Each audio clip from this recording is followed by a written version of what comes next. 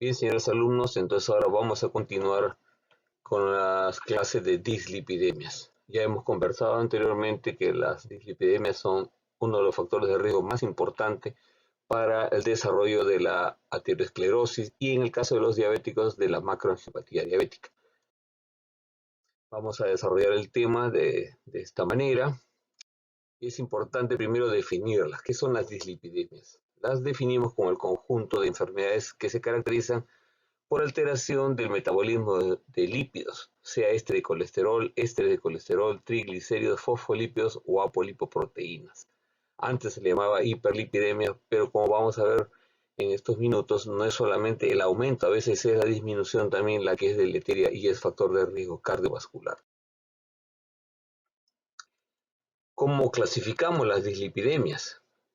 Clásicamente ya en los años 50, Fredrickson, solamente congelando los sueros de las personas a las 12 horas, se daba cuenta que, por ejemplo, habían sueros en los cuales se formaba una nata encima del tubito de ensayo que se había quedado congelado.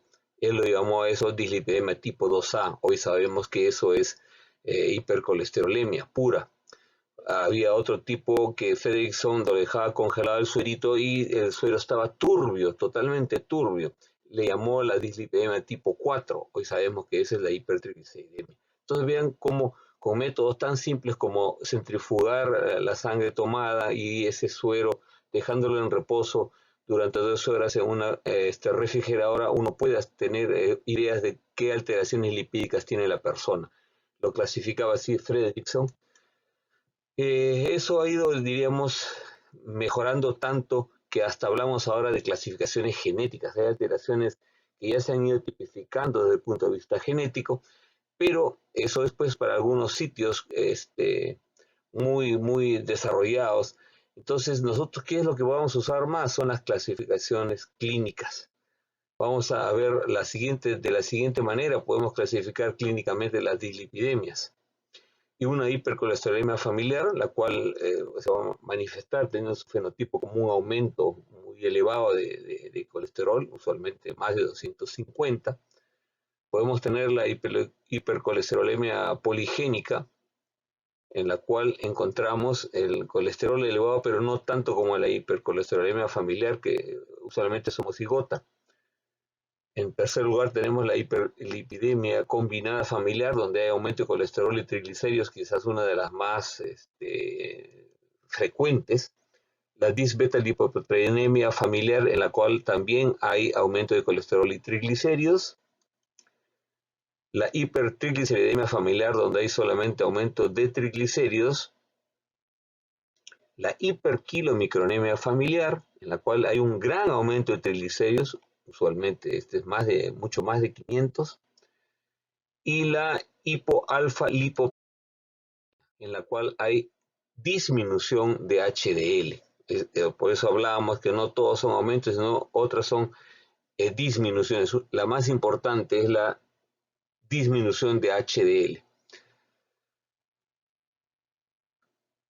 Las grasas tienen que viajar durante nuestra vida en una estructura que se llama lipoproteína. ¿Por qué? Porque las grasas no pueden viajar así fácilmente en forma libre.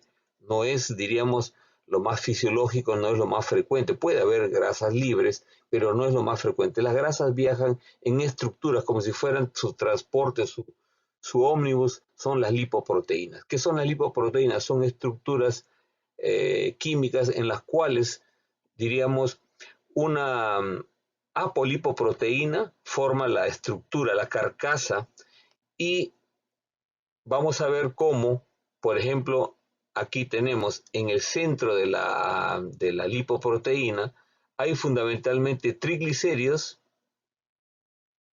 y ésteres de colesterol. Ellos se muestran aquí en la transparencia, como les estoy señalando, en el centro de la lipoproteína. Y más bien en la periferia de las lipoproteínas encontramos a los fosfolípidos y al colesterol libre. Acá tenemos el colesterol libre y los fosfolípidos asociados. esa es la estructura mediante la cual nosotros vamos, diríamos así, circulando nuestras grasas en el torrente circulatorio mediante estas lipoproteínas.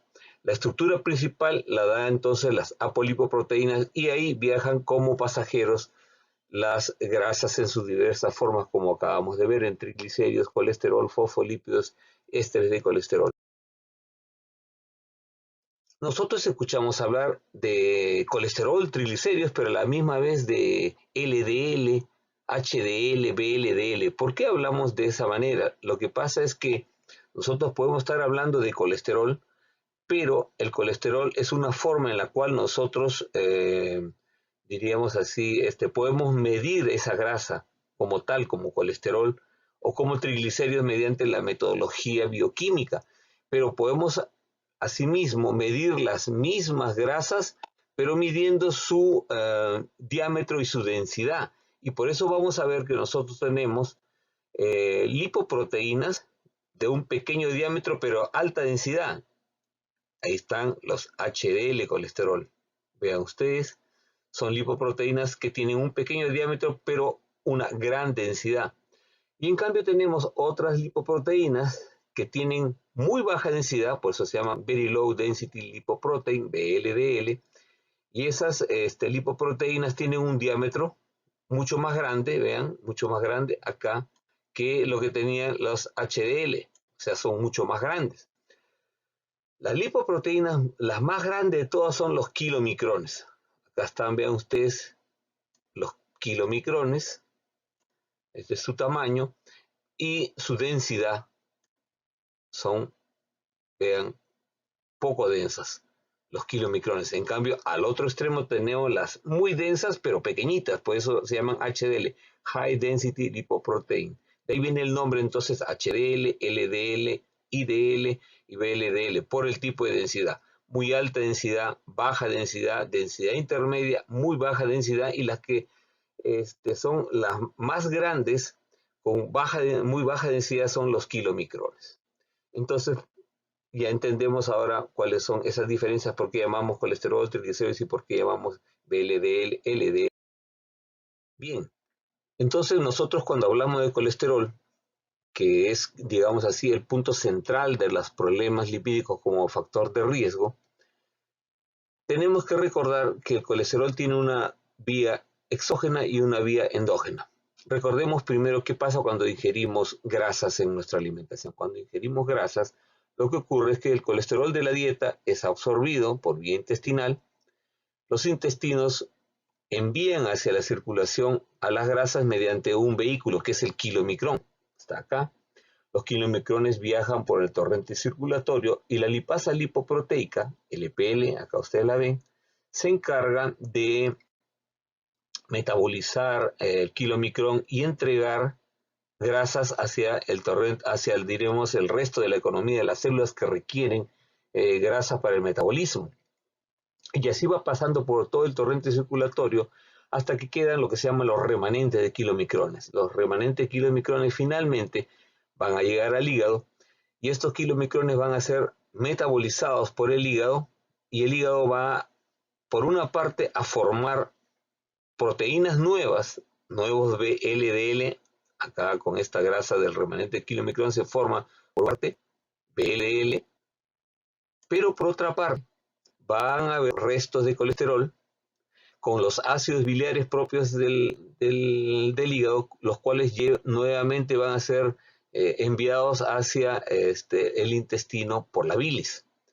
Y por eso es que vamos a darnos cuenta que desde el punto de vista del metabolismo exógeno del colesterol, consumimos colesterol de la dieta, va a entrar al torrente circulatorio, una parte de estas grasas van a ir a formar en el hígado VLDL, pero otra parte van a recircular colesterol que va a recircular nuevamente, además del que estamos ingiriendo otro día, con el que estamos metabolizando y entregando nuevamente hacia los intestinos mediante la bilis. Por eso vemos acá ácidos biliares más colesterol que vuelve a recircular.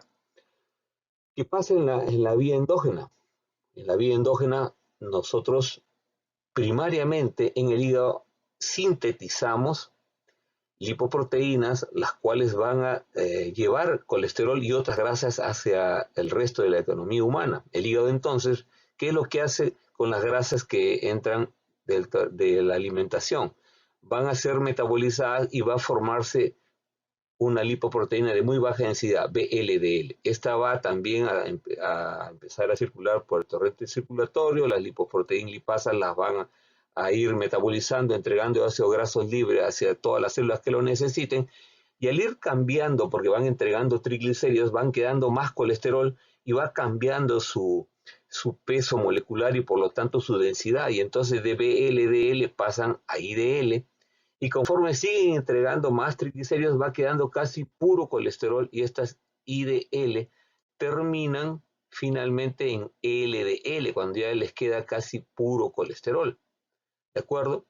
Este LDL, por una parte, va a ir hacia los tejidos periféricos, y ya vimos cómo cuando se glucosilan y se oxidan, este LDL van a formar parte de las placas de ateroma que se forman en el endotelio.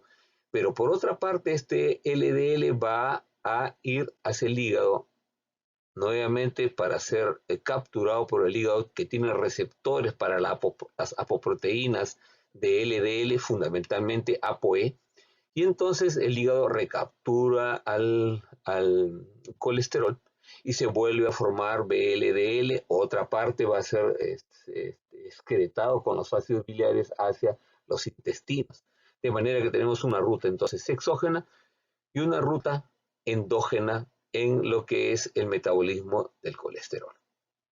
Y es que uno puede decir, yo no como nada de colesterol, pura lechuga, sí, pero endógenamente nosotros vamos a producir colesterol. ¿Por qué? Porque el colesterol es muy importante para el metabolismo celular. ¿De dónde se recambian las membranas celulares? Del colesterol. ¿De dónde se forma cortisol, los esteroides sexuales, que es testosterona, estradiol? Del colesterol.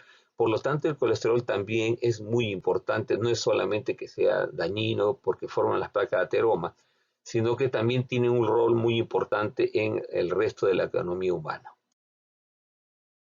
Si resumimos entonces, cuando ingerimos lípidos de la alimentación, estos son llevados primero al organismo por los kilomicrones. Los kilomicrones llegan con sus remanentes después de haber sido metabolizados y entregados los ácidos grasos libres al resto de la economía, que va circulando estas grasas por todo el cuerpo. Los remanentes van a ser capturados por el hígado, y el hígado va ahí a producir VLDL. Aquí se produce VLDL, el cual empieza a circular por todo el cuerpo, entregando ácidos grasos libres, y se va transformando VLDL de esta lipoproteína de muy baja densidad en proteínas de densidad intermedia, y al final, cuando ya queda solo colesterol en esa molécula, esta queda como lo que conocemos como LDL, siendo una lipoproteína de baja densidad y que transporta casi puro colesterol, porque el resto de grasas se han ido entregando, se han ido metabolizando en el recorrido que tiene estas lipoproteínas por todo el torrente circulatorio. El otro participante del metabolismo lipídico es HDL. HDL es producido principalmente por el hígado, que produce esta lipoproteína de alta densidad, pero además es producido HDL por enterocitos. Ambos producen HDL, y la importancia de HDL, de la lipoproteína de alta densidad, que tiene una apolipoproteína especial, que es la ApoA1 fundamentalmente, tiene la función que les llaman así scavenger, o sea, es una función en el inglés de lo que es, como quien diría, que recoge los restos. Le dicen el basurero. ¿Por qué? Porque HDL es capaz de retirar colesterol de la placa de ateroma. Tanto es así que experimentalmente se conoce que tratamientos que aumentan tremendamente, que dupliquen o tripliquen experimentalmente el colesterol HDL, logran disminuir el tamaño de una placa ateromatosa logrando esta lipoproteína de alta densidad capturar, sacar el colesterol, esterificarlo y llevarlo hacia el hígado, donde va a ser nuevamente metabolizado y entregado como VLDL o llevado hacia la bilis y por lo tanto hacia los intestinos. De ahí la importancia del HDL. ¿Cómo se diagnostican las dislipidemias? Clásicamente escuchamos a la gente decir, solicitan un perfil coronario, pero eso está muy mal. Ustedes no deben acostumbrarse a hacer ese tipo de diagnóstico porque solicitar un perfil coronario es botar dinero. Se da información que no sirve. ¿Cómo es que se diagnostican las dislipidemias? Solicitando colesterol total, HDL y triglicéridos. ¿Por qué? Porque ustedes el LDL lo van a obtener con la fórmula de Friedewald. Aquel investigador se acuerda que hablábamos de cómo solamente poniendo en la refrigeradora podía hacer diagnóstico de dislipidemia. Pues bien, él así llegó a conocer que la lipoproteína, la LDL, se puede obtener de una forma muy simple. Vean, el colesterol total, ustedes le restan el HDL colesterol y a la misma vez restan triglicéridos dividido entre 5, siempre y cuando los triglicéridos sean menores de 400 y de esa manera ustedes obtienen el LDL. ¿Y por qué es importante esto? Porque LDL en realidad es muy difícil medirlo, es muy costoso, requiere equipos especiales y casi en ninguna parte del mundo, salvo los sitios de investigación, miden LDL. Ustedes cuando piden un perfil coronario están pagando por que les hagan esta operación matemática que ustedes lo pueden hacer pidiendo su colesterol total, su HDL y sus triglicéridos. Ahora, esto es importante recordar que esto es siempre y cuando los triglicéridos sean menos de 400. Cuando los triglicéridos son más de 400, la fórmula no puede aplicarse. Y lo que hay que hacer es tratar primero la hipertrigliceridemia, que es muy alta cuando este es más de 400. Otro aspecto importante cuando uno evalúa dislipidemias es aprender a sacar otro, diríamos, objetivo de tratamiento que se llama el colesterol no HDL.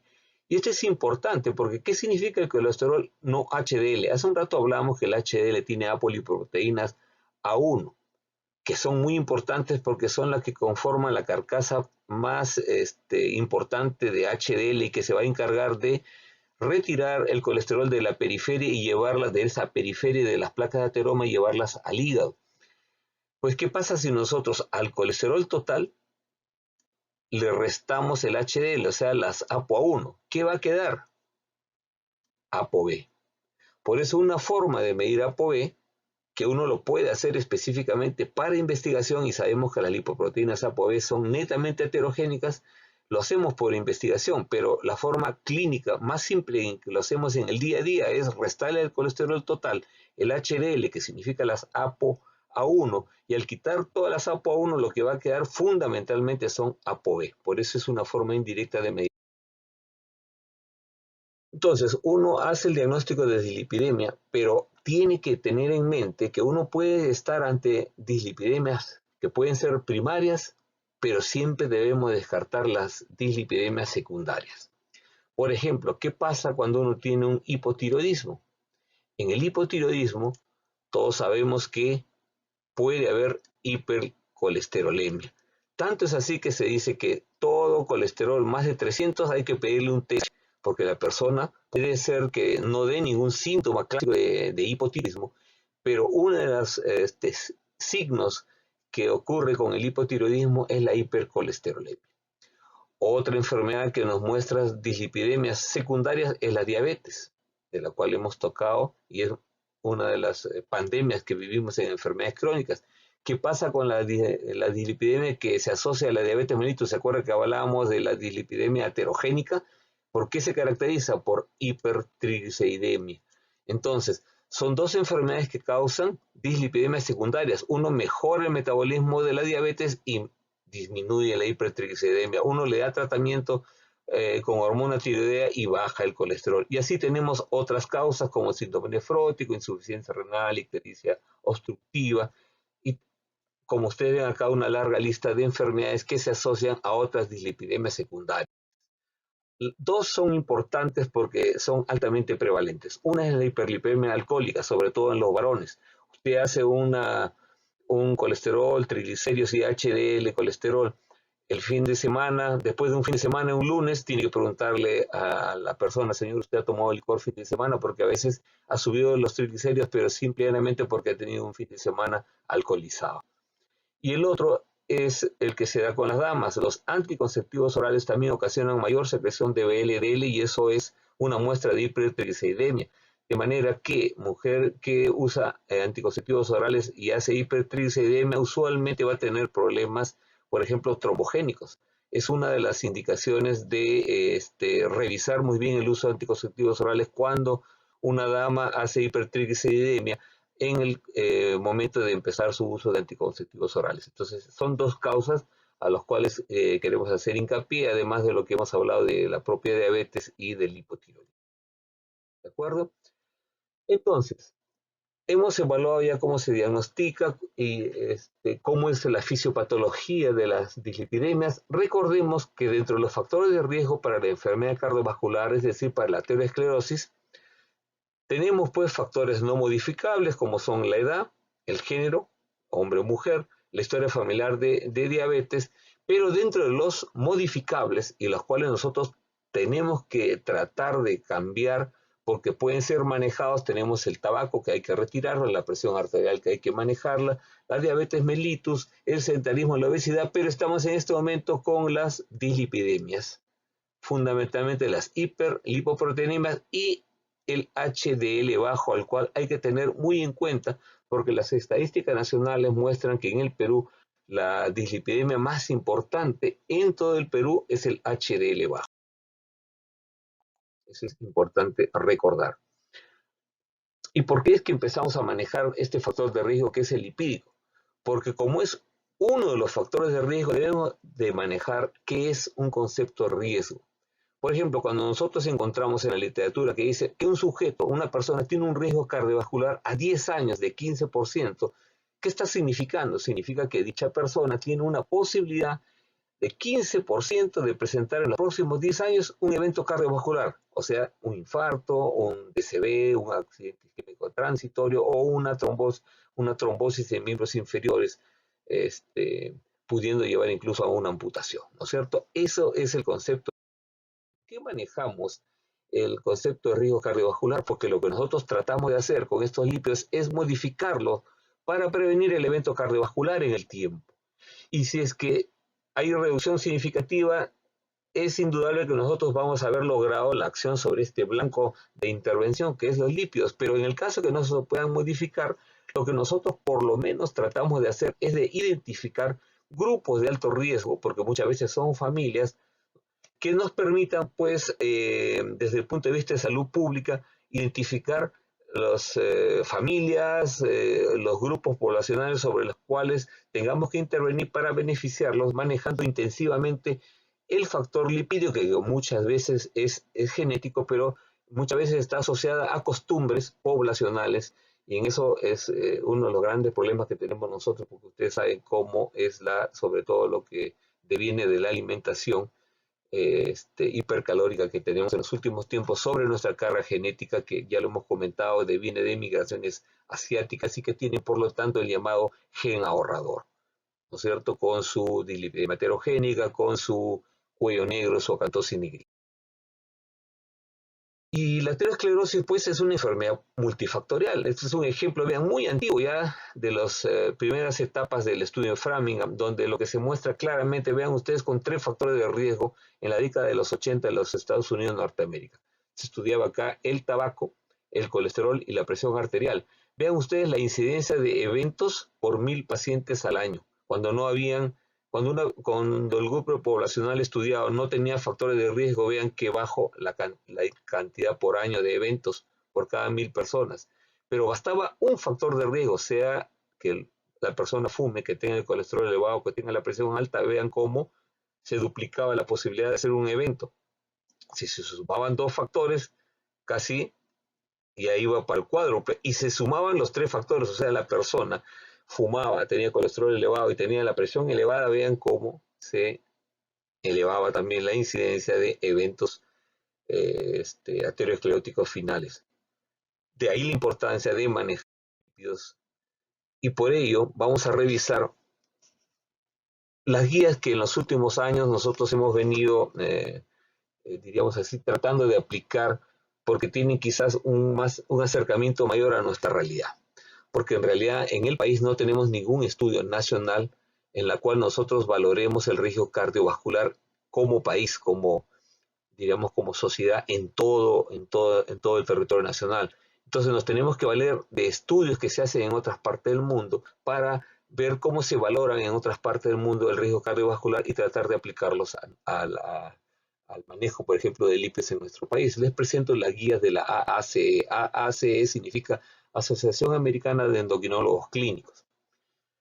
Vean ustedes, la valoración del riesgo cardiovascular, como bien lo hemos estado comentando, es tratar de evaluar el riesgo que tiene una persona de hacer un evento coronario a 10 años, habiendo evaluado nosotros todas sus, diríamos, características de esta persona, y lo vamos a catalogar entonces como una persona de riesgo incrementado, de muy alto riesgo o extremo riesgo.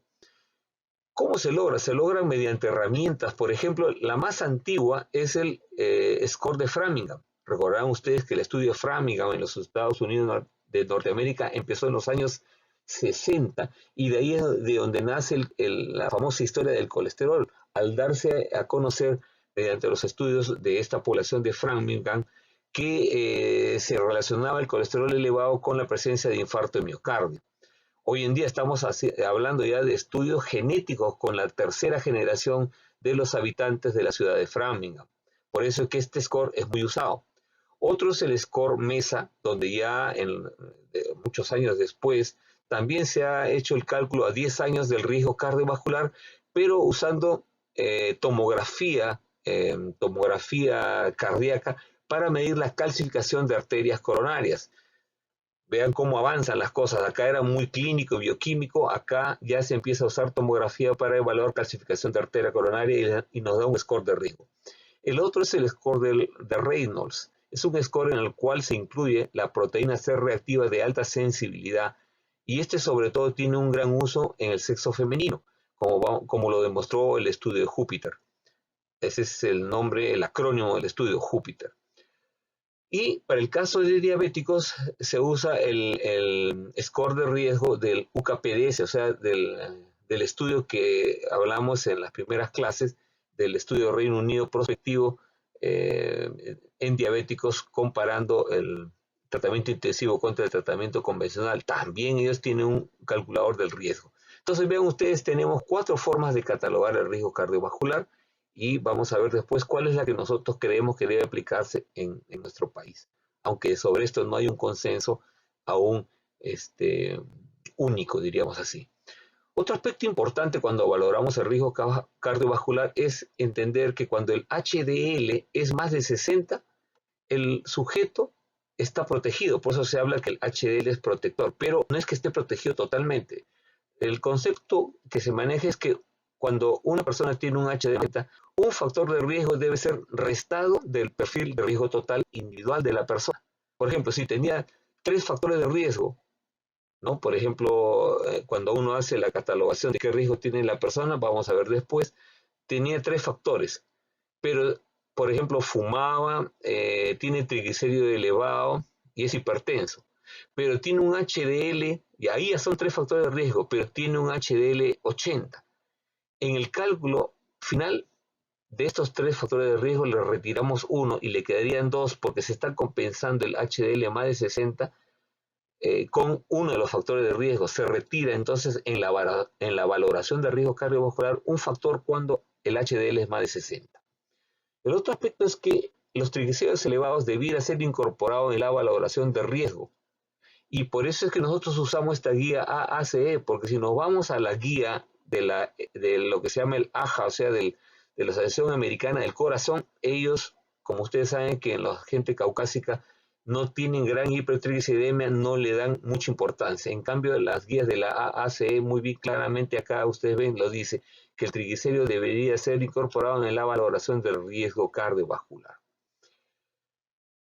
El otro aspecto es ver la atención especial que debía darse a la mujer. Como ya les dije, el score de Reynolds, sobre todo, ha demostrado en el estudio Júpiter que tiene una mayor sensibilidad y especificidad en el sexo femenino y en la valoración a 10 años de riesgo cardiovascular.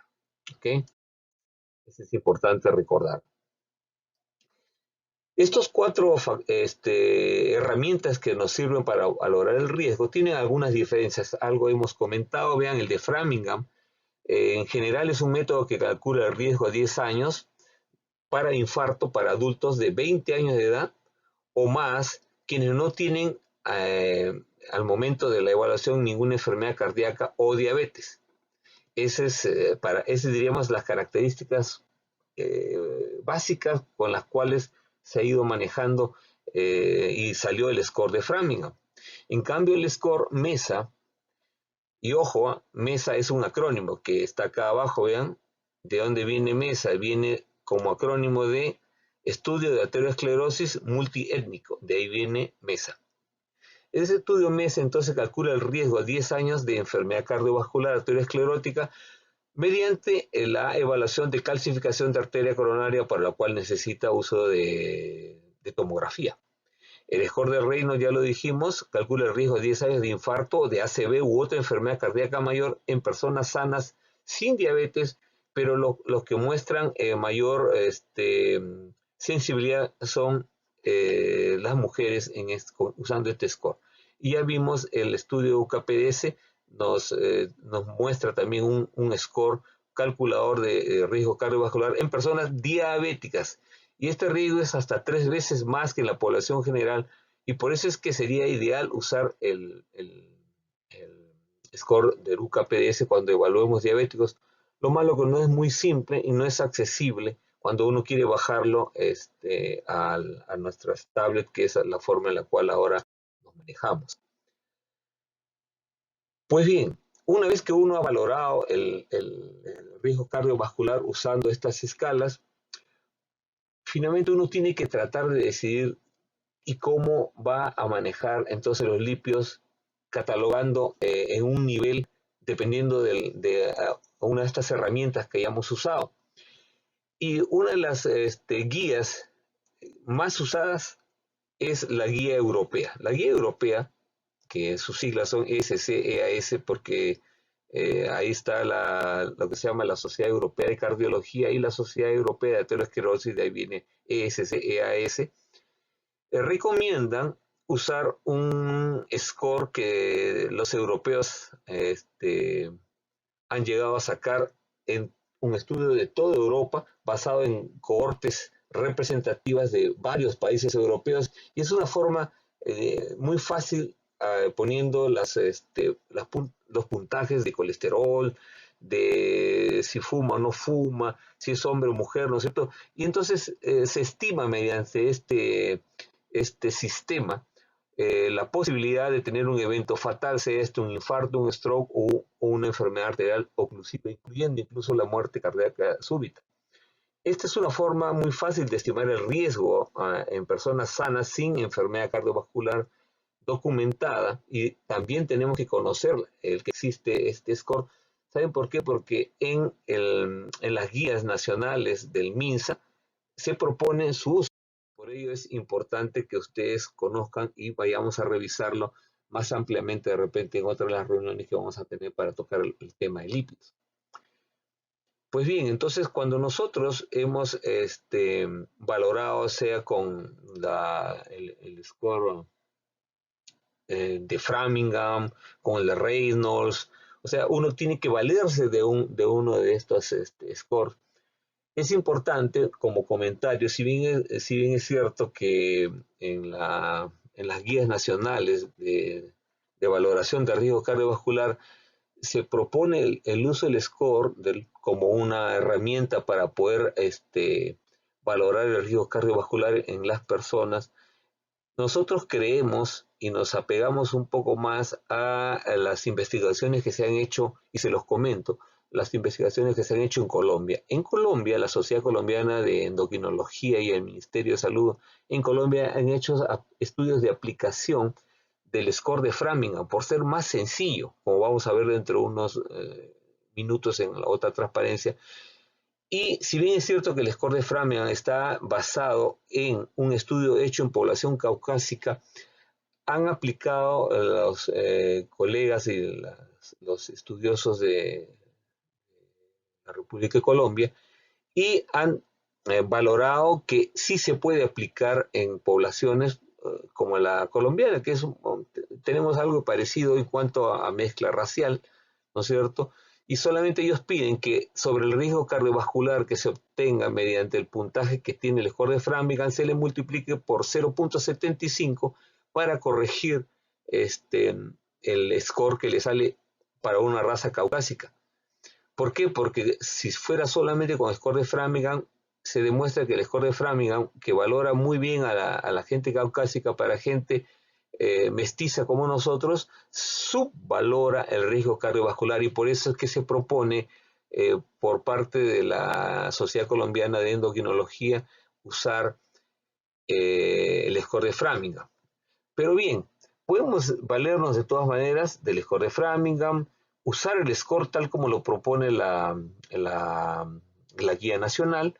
Lo importante es que cuando nosotros hayamos obtenido una valoración de riesgo cardiovascular y para lo cual yo les propondría que ustedes en su smartphone bajen también el score de la Asociación Americana de Corazón, de la AJA. Ustedes entran, piden el ASCVD Calculator y les va a ustedes a bajar gratuitamente el calculador de riesgo cardiovascular de la Asociación Americana. Es una manera de que ustedes puedan comparar también llenando los datos y comparando con el score de Framingham. ¿Cómo se cataloga entonces cuando uno ha usado estas herramientas? De la siguiente manera. Nosotros podemos hablar que una persona tiene un riesgo cardiovascular bajo. Vean ustedes, es un riesgo cardiovascular bajo en el cual, y acá está la meta que tendríamos con una persona con riesgo cardiovascular bajo, una meta a obtener de LDL, y no olvidemos que LDL siempre es la meta a buscar primariamente. Hablamos de un score, de una catalogación de riesgo cardiovascular bajo cuando, usando el score, por ejemplo, este es menos del 1%. Eso es generalmente una persona joven como ustedes va a tener un score de riesgo cardiovascular menos del 1%. Hablamos de un riesgo moderado cuando el score está entre 1 y 5%. El LDL meta también será menos de 115. Pero ojo, y empezamos a hablar ya de riesgo cardiovascular alto cuando hay diabetes mellitus tipo 2, ¿se acuerdan que hablábamos de riesgo equivalente? Cuando hay enfermedad renal crónica,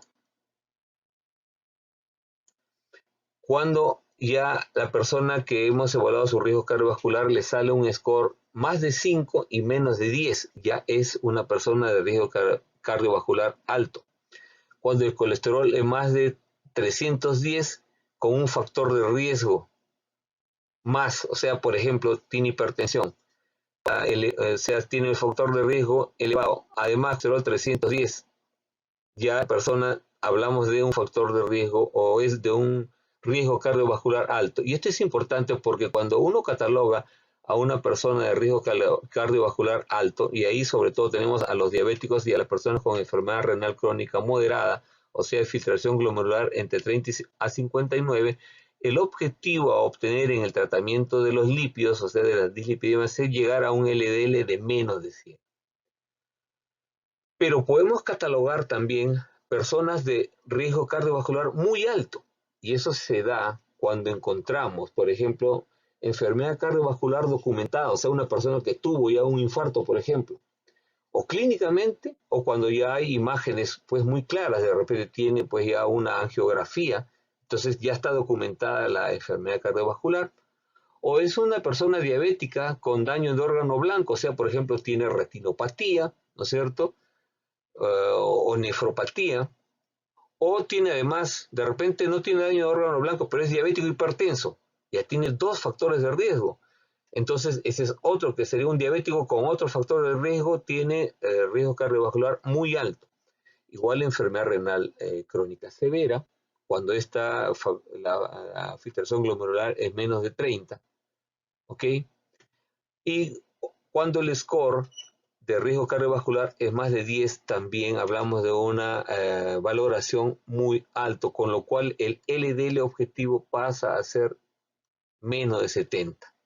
¿Ok? Entonces, esa es la importancia de catalogar. ¿Por qué? Porque dependiendo de cómo cataloguemos a la persona, entonces su objetivo de LDL va a variar. ¿De acuerdo?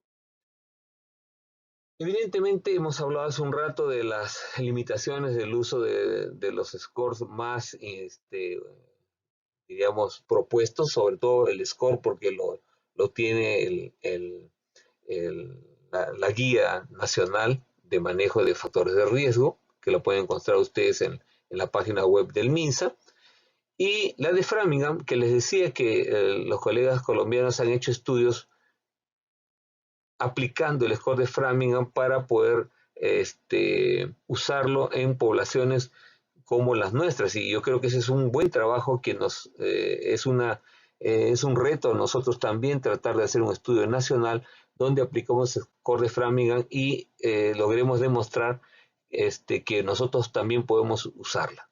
¿Ok? Entonces, esto es muy importante. Lo que sí le decía es que subestima el riesgo en pacientes mayores de 70, en las hiperlipidemias primarias, en las poblaciones indígenas, y por eso es importante. Los colombianos dicen que hay que multiplicar el score que salga por 0,75. Igual en síndrome metabólico lo subestima, ¿ok? Subestima el riesgo cardiovascular, y ustedes saben que nosotros tenemos harto síndrome metabólico, ¿ok?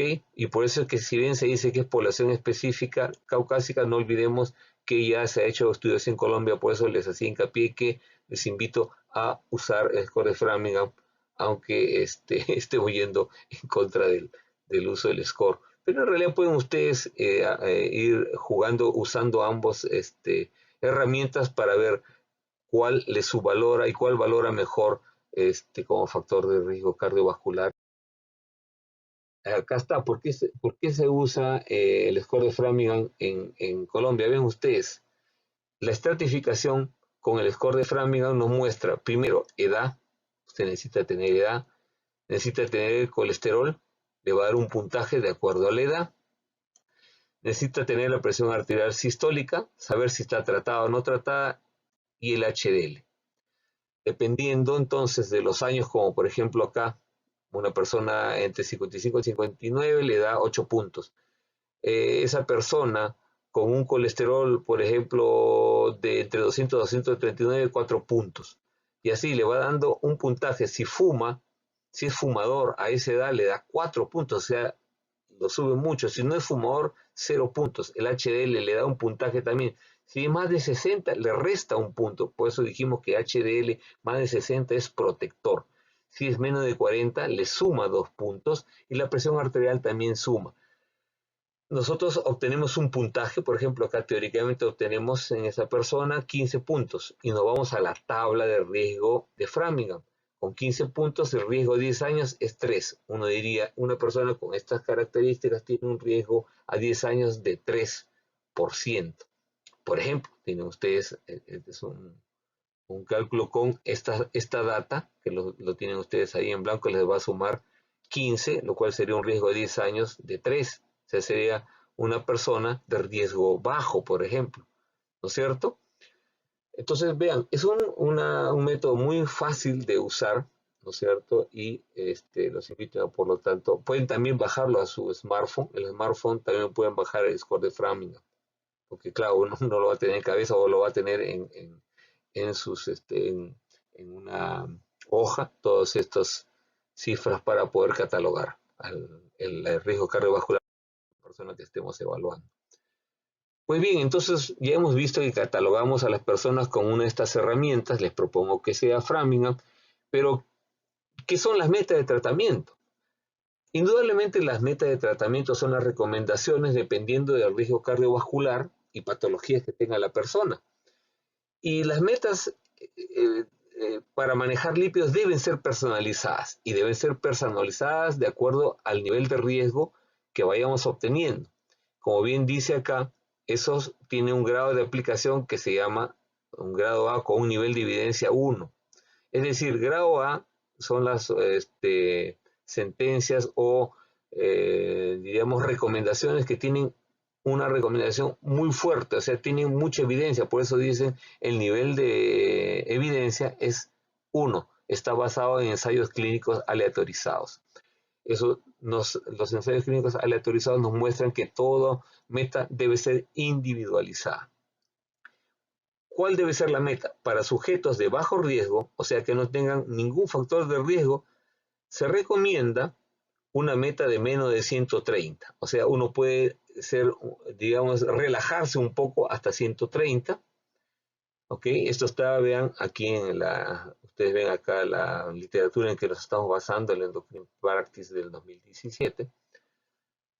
Si tenemos un sujeto de moderado riesgo cardiovascular, de acuerdo a la herramienta que hemos usado, que es decir, que es un sujeto con 2 o menos factores de riesgo y un riesgo calculado a 10 años de menos de 10%, se recomienda una meta de menos de 100 miligramos por decilitro. Y vean también su grado de valor de recomendación es A, con niveles de evidencia 1 también, o sea, muy fuertes. Para sujetos de alto riesgo, es decir, que son equivalentes coronarios, equivalentes de enfermedad aterosclerótica cardiovascular, se incluye ahí diabetes mellitus y enfermedad renal crónica grado 3 o 4, sin otro factor de riesgo, o personas con 2 o más factores de riesgo, y además el riesgo calculado a 10 años de entre 10 a 20%, la meta será menos de 100 sujetos de alto riesgo. Pero puede haber sujetos que sean de muy alto riesgo, como por ejemplo aquellos que ya tienen una enfermedad coronaria establecida o una reciente hospitalización por una enfermedad coronaria, carotídea o vascular periférica, o diabéticos o enfermedad renal crónica estadio 3 o 4, pero con uno o más factores de riesgo asociados, o sea, un diabético además con un factor de riesgo asociado, o un riesgo a 10 años calculado más de 20%, o hipercolesterolemia familiar heterocigota, se recomienda en ellos un LDL de menos de 70. Por eso una persona con diabetes que tenga ya además otro factor de riesgo o tenga además algún tipo de compromiso coronario, ya es una persona que debe tener metas muy bajas de LDL, hay que bajar con ellos a menos de 70, ¿ok? Eso es muy importante. Y en los últimos 7 años, con últimos estudios, se ha logrado encontrar una nueva fase o propuesto una nueva, digamos, eh, grupo de riesgo, que es ya lo que se llama individuos de extremo riesgo. ¿Quiénes son los individuos de extremo riesgo? Imagínense, mucho más riesgo que los de alto riesgo, los de muy alto riesgo, estos ya son extremo riesgo. ¿Y por qué se habla de extremo riesgo? ¿Quiénes son? Son sujetos, personas con enfermedad aterosclerótica cardiovascular progresiva, incluyendo angina inestable, que persiste después de lograr un LDL menos de 70 y sigue con angina inestable, o tienen una enfermedad cardiovascular clínicamente establecida en personas con diabetes, o sea, diabéticos ya con una enfermedad cardiovascular establecida, o enfermedad renal crónica estadio 3 o 4, con enfermedad aterosclerótica cardiovascular establecida, o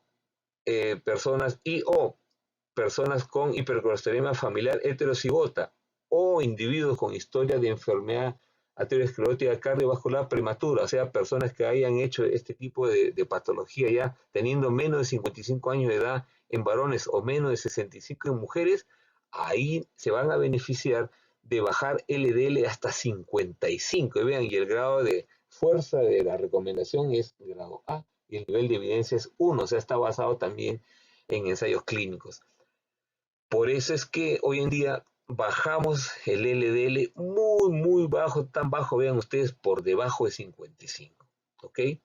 No tocamos acá niños porque es un tema también, si bien interesante, pero es preferible que les quede bien claro entonces la catalogación como individuos de bajo riesgo, moderado riesgo, alto riesgo, muy alto riesgo y extremo riesgo, que es lo último, debido a las investigaciones con aplicación cada vez más intensiva de manejo, por ejemplo, con doble medicación para lograr bajar los niveles de LDL colesterol. Y lo que ocurre es que cuando nosotros empezamos a manejar lípidos, estamos hablando del LDL colesterol como objetivo primario de manejo, pero debemos de recordar la evolución de los lineamientos del manejo de los lípidos por parte del NCEP, que es el, viene de Estados Unidos, ¿no? El programa de evaluación de colesterol nacional norteamericano. Todo nace a partir de los años 70, cuando aparece el estudio Framingham, y no solamente Framingham, sino vean ustedes, además del estudio Framingham, que es un clásico, otros estudios como el MRFIT y otros como el de Helsinki, donde se cataloga al colesterol, primero, solamente como colesterol, como objetivo de tratamiento, y por eso es que aparece el primer ATP, lo que se llama el panel de tratamiento de adultos, el ATP, de manejo de colesterol, y eso ocurrió el año 1988. Ven, después de grandes estudios, una década de estudios, el año 1988 aparece el primer ATP en el cual se manejaba fundamentalmente colesterol menos de 250 y se hablaba de un colesterol total. Pero indudablemente las investigaciones siguieron y estudios angiográficos como el FATS, POSH, SCORE, ORNISH, o sea, diversos estudios angiográficos, es cuando empieza todo lo que es la cardiología invasiva y se empiezan a hacer, a todos los pacientes se les hacía su cineangio y entonces se dieron cuenta que manejar colesterol en 250 llevaba a que hubiera muchas placas de ateromas aún, y por eso es que aparece el año 1993 el ATP2, y en el ATP2 empieza a hablarse del colesterol menos de 200, imagínense. Estamos hablando del año 1993, se baja el colesterol de 250, que estaba el 88, a 200. Pero aparecen otros mega estudios, el 4S, el WOSCOPS, el CARE, el LIPIDS, el AFSCAPS, TEFSCAPS, tanto en prevención secundaria como en prevención primaria, y entonces el ATP3 ya llega, es el que identifica, porque hasta acá estábamos hablando de colesterol 250, colesterol 200, pero en el ATP3 se identifica LDL colesterol. A partir de LDL colesterol que se estudiaron en 4S, WOSCOPS, CARE, LIPID, ASCAPS, es que se empieza a identificar como el factor a tratar ya no colesterol total, sino LDL colesterol. Estudios más grandes como el HPS, el ASCOS, el CARTS, después nos bajan más las metas y aparecen esto, empieza a aparecer y aparece el ATP4, por eso el 2013, hace 7 años, en que empieza a hablarse pues del alto riesgo, del muy alto riesgo. Y ya en este último quinquenio, con el estudio IMPROVE-IT y el Fourier, ya se empieza a hablar del extremo riesgo. ¿De acuerdo? Pues entonces vean ustedes cómo ha ido evolucionando los niveles de meta de colesterol a LDL y DL cada vez más abajo, y todo basado en la evidencia de estudios grandes como los que ustedes están viendo acá, como el HPS. El HPS fueron 20.000 pacientes, imagínense, el HPS es un estudio basado en 20.000 pacientes. Y el IMPROVE-IT son cerca de 8.000, Fourier son como 9.000, es decir, estudios muy grandes. Pues bien, entonces cuando empezamos a manejar los lípidos, lo primero, indudablemente, después de haber visto todo cómo ha ido evolucionando, lo primero a manejar son los cambios de estilo de vida. Y al respecto hay que ser muy enfáticos, si bien es cierto, acá podríamos pasar hablando muchas horas, lo más importante es que hay que bajar la ingesta calórica desde el punto de vista calórico total, porque generalmente son pacientes, el paciente dislipidémico es usualmente obeso y requiere bajar la ingesta calórica para bajar de peso, pero además debe bajar las grasas saturadas, estas deben estar menos del 7% total, las grasas trans deben ser cero, el colesterol dietario debiera bajar idealmente a menos de 200, hay que limitar las bebidas azucaradas, hay que aumentar la ingesta de monoinsaturados y de poliinsaturados, fundamentalmente omega 3 y omega 6, pero es interesante, y les dejo como tarea, que revisen el uso de un tipo especial de omega 3, que es el icosapentetil. El icosapentetil, que es un omega 3, a niveles de 4 gramos en el estudio Reduce It, ha logrado impacto en mortalidad cardiovascular, y eso es sumamente importante porque hasta el momento del estudio de REDUCE-IT no se había logrado demostrar un impacto con omega 3, un impacto tan fuerte como lo demuestra este estudio.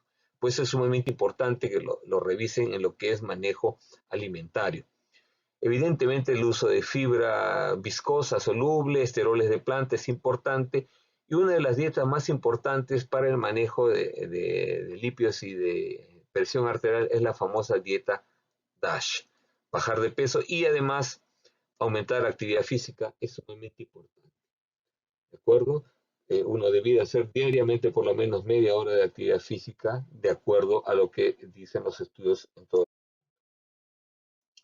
Pero una vez que uno ha manejado estos cambios de estilo de vida, tenemos que pasar a la terapia con medicamentos, con drogas, porque muchas veces solamente con la terapia de cambio de estilo de vida es suficiente.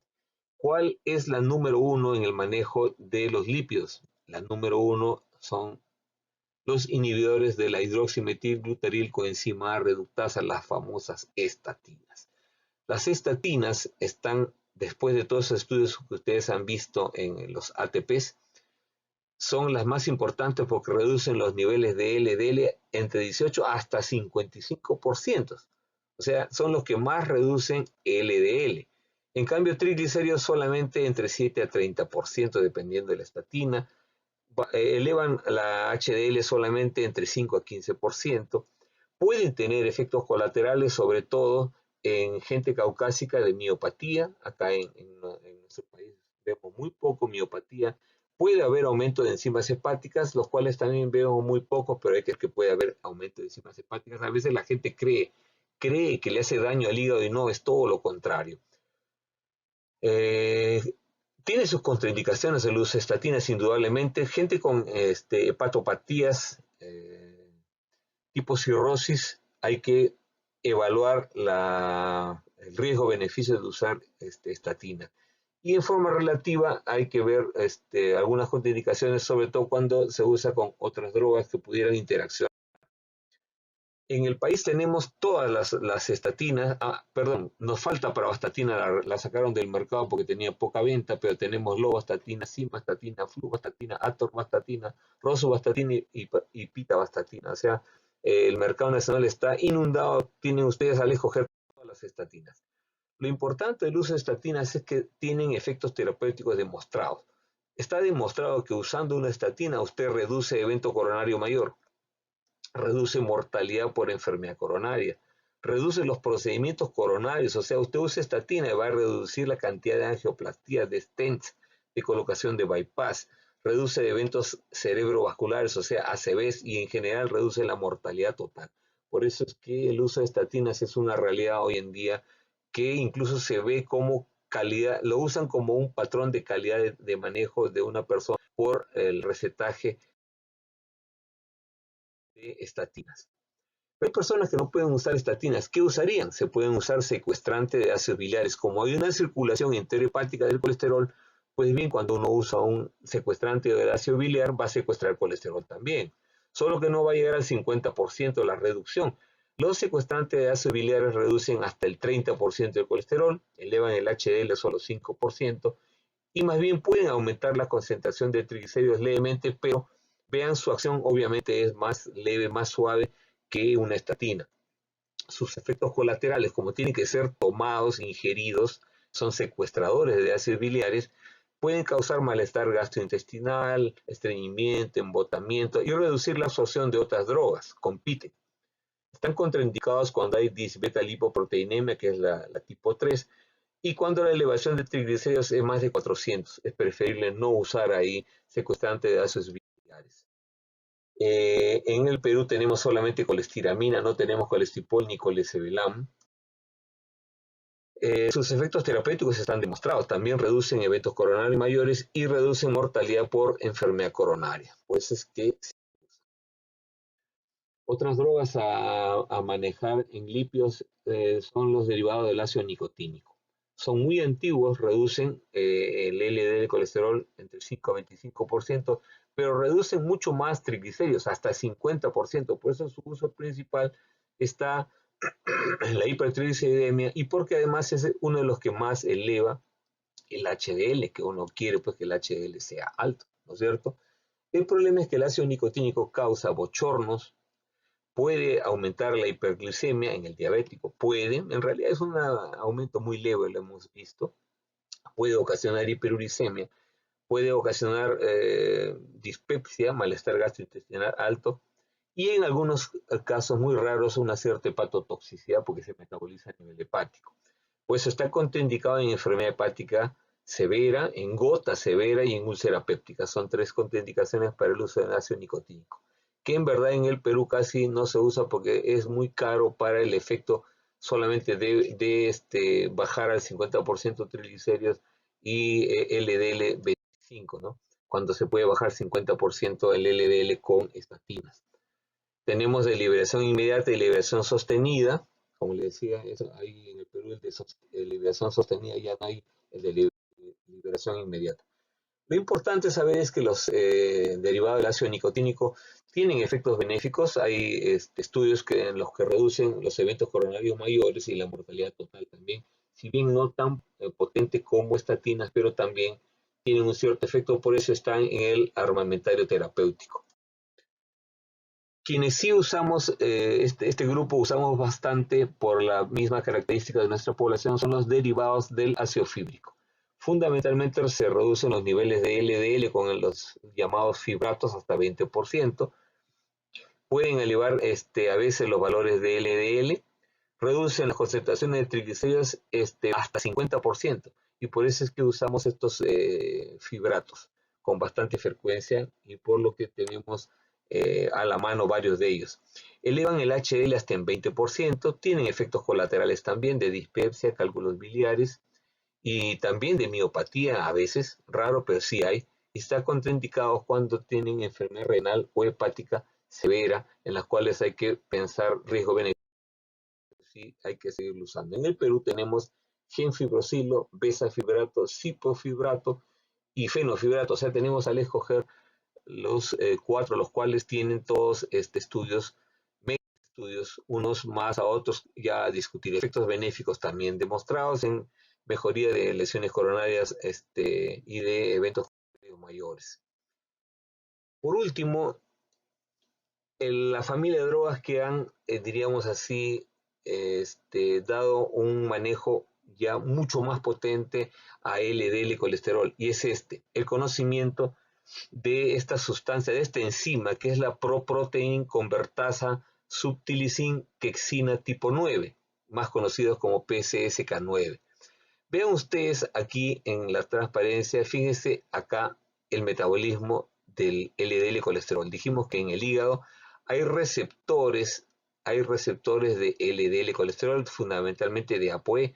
Vienen las partículas de LDL, se posan en el receptor, entran al hepatocito, se cubren por la clatrina, que es una proteína, y empieza a metabolizarse, se metaboliza el LDL y el receptor vuelve otra vez a la superficie y de esa manera recircula el LDL receptor. Ocurre que algunas personas tienen genéticamente el siguiente fenómeno. Vean ustedes qué ocurre. Acá veamos en esta otra parte de la transparencia. Fíjense ustedes, en este mecanismo que acabamos de ver, existen personas que tienen una mayor expresión de esta proproteína convertasa subtilicin quexin tipo 9, las cuales se unen, circulan en sangre, pero se unen al receptor, van a entrar por endocitosis acompañando al, al receptor de LDL, pero ¿qué va a pasar? Es como si lo secuestraran, se metaboliza el colesterol, pero no recirculan como acá al otro lado hacia la superficie, sino que acá se bloquea.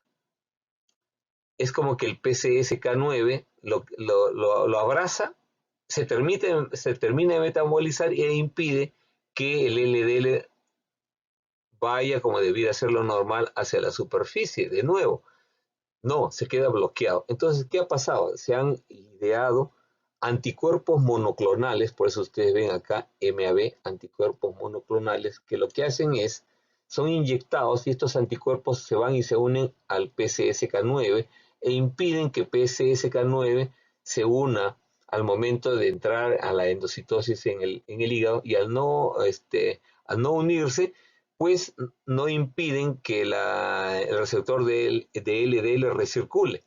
De manera que una inyección del anticuerpo bloqueador de PCSK9 lo que hace es una mayor recirculación de los receptores LDL en las personas que tienen esta alteración.